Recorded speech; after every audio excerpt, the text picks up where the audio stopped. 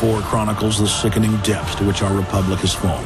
Prepare to enter the secretive world of emergency dictatorship, body scanners, sound cannons, citizen spies, stage terror, and cameras on every street corner. It's only the beginning of the New World Order's hellish plan. The police state isn't coming.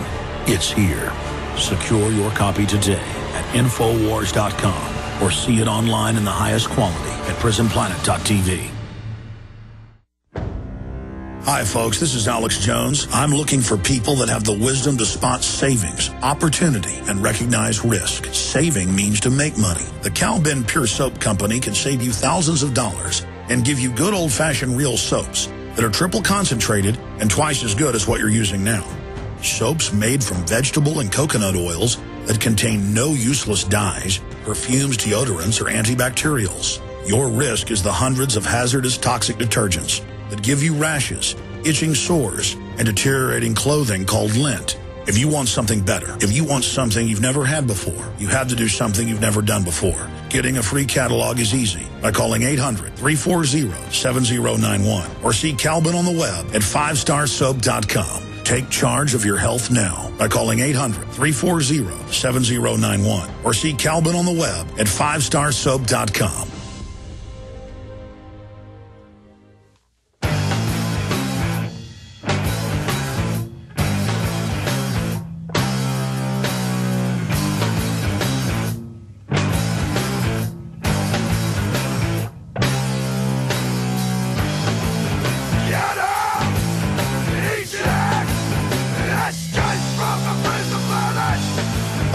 From the prison planet, and we can't get off the planet. It's a great planet. So we're going to expose the globalists, the one-worlders, the communistic New World Order minions, and always charging forward against the enemy is Lord Christopher Monckton. By the way, I haven't been plugging new affiliates. We're getting 3 or 4 a week. We were on the cover of Talkers Magazine as the fastest-growing radio show in the country. I'm the keynote speaker there, along with Sean Hannity, coming up next month. We got a huge station, one of the top talk stations in Minnesota, KYCR, Big Salem Station, 1570 AM. We're on 3 stations now in Minneapolis, St. Paul. We're on 3 stations in Dallas-Fort Worth. We're on several stations in Chicago, big stations going into Los Angeles. Huge, the big #1 station there in Orlando, Miami. This is getting scary. I mean, we are reaching...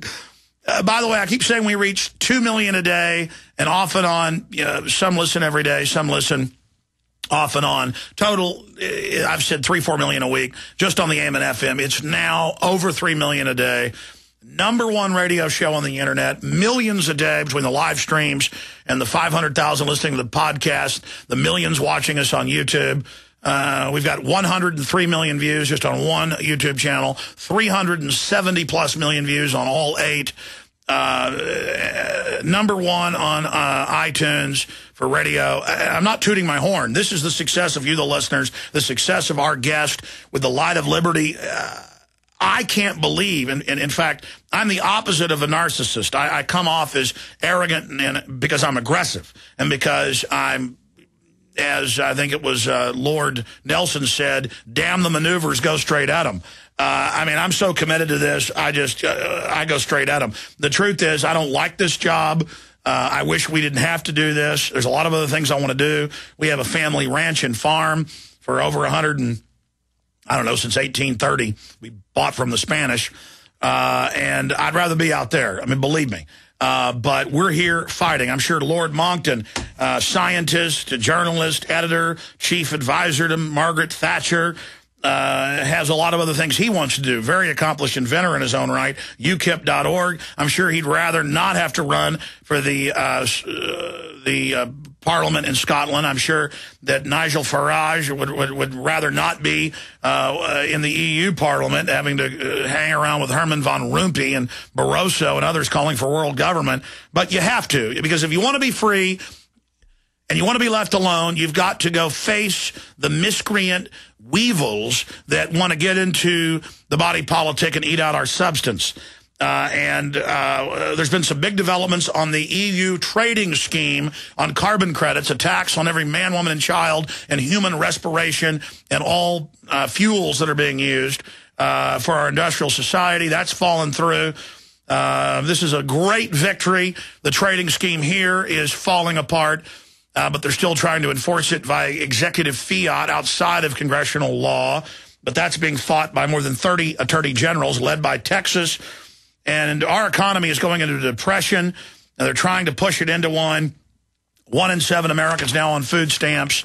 Stocks sink, led by energy prices increasing. They won't let people drill. That's CNBC. That's why we've got Lord Christopher Monckton on right now, today. And there's also a media blackout in Scotland, despite the fact that they're now the second biggest party in the UK.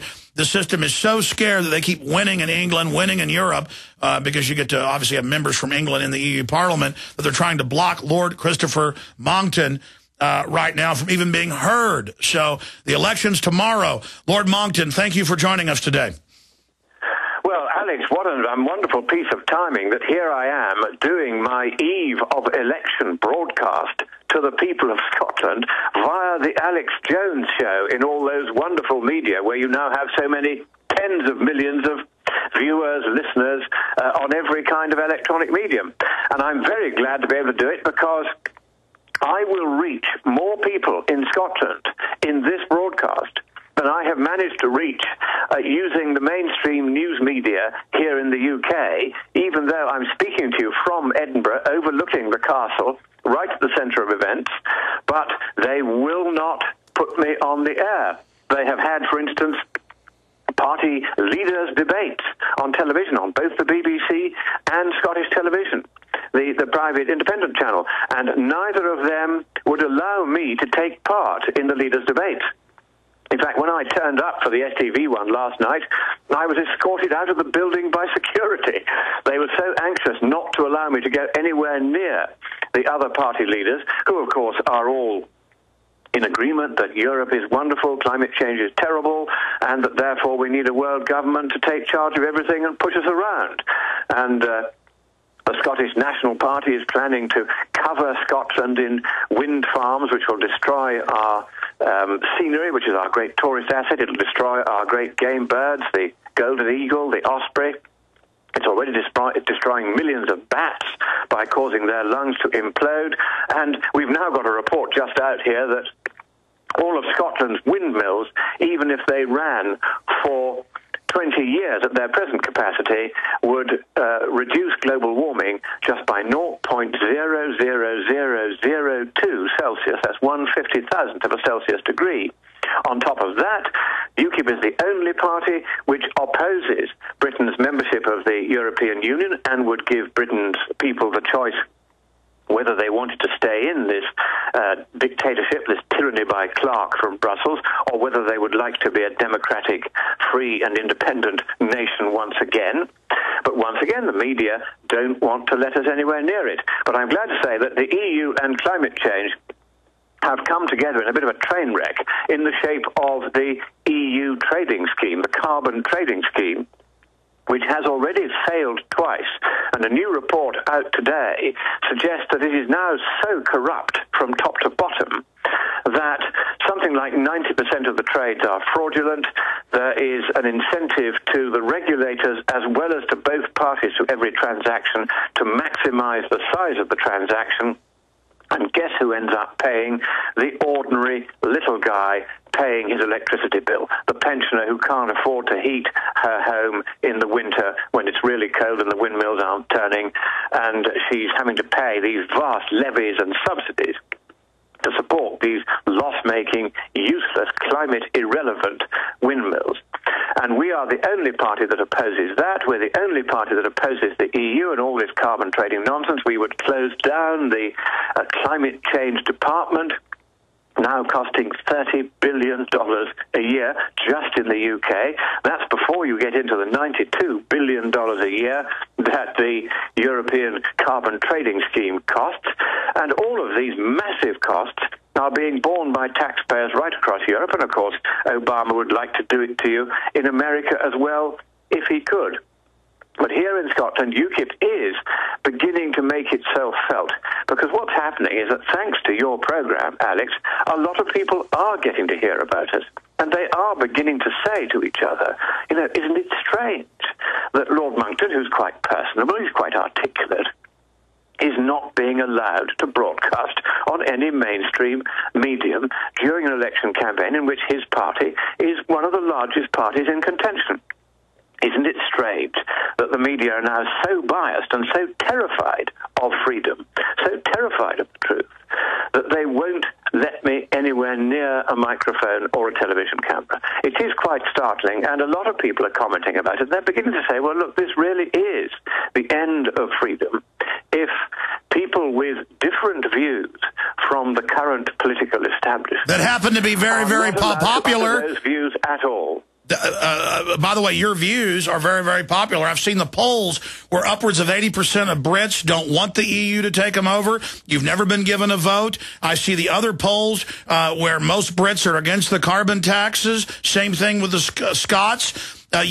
Most of the people in Ireland didn't want to be part of the EU till they brought the vote back up over and over again with big PR campaigns. The truth is, your ideas are popular. Your ideas are good. I was talking to Paul Watson, who lives in England and writes for us at prisonplanet.com, and I said, and he made the point, he said, well, I'm not into this whole royal thing. But he said, the point that Monckton makes, Lord Monckton, that you're not even allowed to have the UK flag, much less an English flag, that literally you can only put it out during a royal wedding, or your neighbors think you're racist, and the media says that even having your national flag out is evil, and that shows how the system wants to debilitate national sovereignty, so I can see why you were saying it's nice to see the flag out there, because this system is so anti-national sovereignty. I mean, Watson doesn't lie. Have you? Can you speak to that? That things are so politically correct that it might upset one of the foreigners on welfare if they see the national flag, or God forbid, the English flag? Well, certainly you see national flags much less often than you used to, and the EU actually has a scheme where if it pays some of our money back to us by way of an EU subsidy, say for a windmill or whatever, you have to fly the EU flag and no other flag on or near that project. And if you fly your own flag instead, they can fine you. They can impose financial penalties on Britain for flying its own flag and not flying the EU flag. It is mad. And of course, Alex, you're quite right. They don't like national sovereignty. For why? Because national sovereignty is the guarantee of freedom.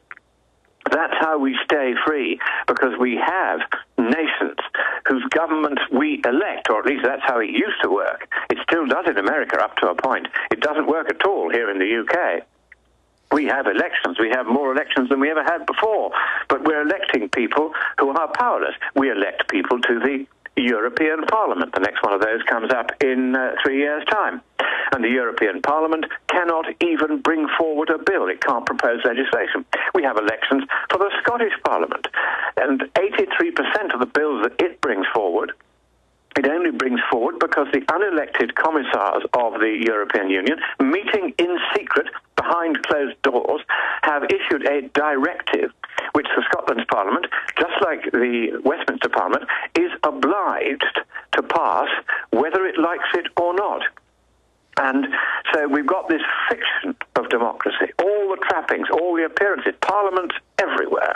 But none of these parliaments now has any real power. The power has passed, not forever, I hope, we're trying to get it back, from elected hands here to unelected hands somewhere else. And the same system, bureaucracies. And the same system is being set up all over the world. We have continuity of agenda by the bureaucratic government ruling class that's gotten power through fraud and stealth, just like the SPP documents talk about North American integration by stealth, the Judicial Watch student got 4 years ago. But expanding on the good news, the EU trading scheme collapsing, the U.S. carbon credit stocks collapsing. Looks like Bill Clinton, Al Gore, and all the rest of these weasels are in deep trouble. I think they are. I think because what has happened is that people have now come to realize